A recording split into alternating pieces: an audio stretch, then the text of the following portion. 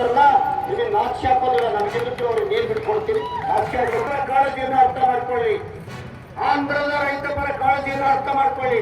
ಅವರೆಲ್ಲ ಬೇರೆ, ನೀವು ಬೇರೆನಾ? ಈ ರಾಜ್ಯದಲ್ಲಿ ಈ ಜಿಲ್ಲೆಯ ನಾವು ತೆರಿಗೆದಾರರು ಹೌದು, ಮತದಾರರು ಹೌದು. ನಮ್ದೇನು ತಾರತಮ್ಯ ಮಾಡ್ತಾ ಇದ್ದೀರಿ, ಪೊಲೀಸರನ್ನ ಯಾಕೆ ಬಳಸ್ತಾ ಇದ್ದೀರಿ?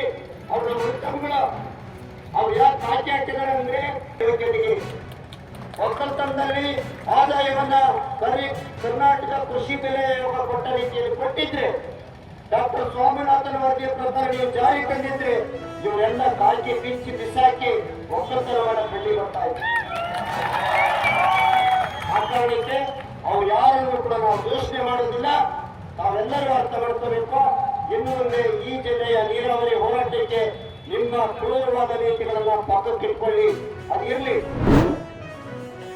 ಸ್ವಾತಂತ್ರ್ಯ ವೀರ ಸಾವರ್ಕರ್ ಇಂಟರ್ನ್ಯಾಷನಲ್ ಏರ್ಪೋರ್ಟ್ ಉದ್ಘಾಟನೆ ಮಾಡಿದ್ರಲ್ಲ, ಆ ಸ್ವಾತಂತ್ರ್ಯ ವೀರ ಸಾವರ್ಕರ್ ಅವ್ರ ಕಾಳಾಪನಿ ಹೆಂಗಿತ್ತಂದ್ರೆ, ಒಂದು ದಿವ್ಸಕ್ಕೆ ಎತ್ತುಗಳ ಜಾಗದಾಗ ಮನುಷ್ಯ ಕಟ್ಟಿ 1 ಪೌಂಡ್ ಎಣ್ಣೆ ತೆಗಿಬೇಕವ, ಅವನಿಗೆ 1 ಹೊತ್ತು ಹೊಟ್ಟೆ ಊಟ ಕೊಡ್ತಿದ್ರು. ಶೌಚಾಲಯ ಇರಲಿಲ್ಲ. ಸ್ವಾತಂತ್ರ್ಯ ವೀರ ಸಾವರ್ಕರ್ 10 ವರ್ಷ ಒಂದು ಕಾಲಾಪನಿ ಅಂದ್ರೆ, ಅಂಥದ್ದು 2 ಸಲ ಕಾಲಾಪನಿ ಶಿಕ್ಷೆ ಪಡೆದವ್ರು ಯಾರಪ್ಪ ಅಂದ್ರೆ ಸ್ವಾತಂತ್ರ್ಯ ವೀರ ಸಾವರ್ಕರ್.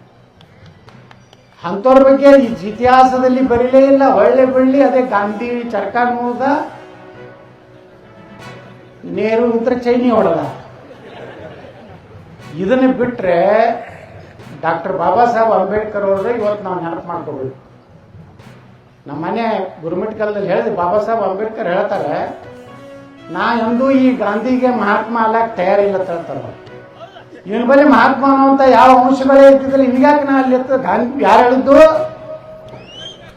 ಮತ್ತು ಅಂಬೇಡ್ಕರ್ ಇನ್ನೊಂದು ದೊಡ್ಡ ವಿಚಾರ ಈ ದೇಶದ ಜನರಿಗೆ ಅವಾಗ ಹೇಳಿದ್ರು, ಏನಪ್ಪಾ ಅಂದ್ರೆ,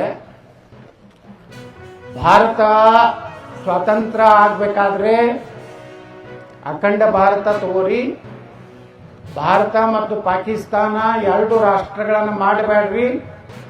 ಒಂದು ವೇಳೆ ಮಾಡುವುದಾದ್ರೆ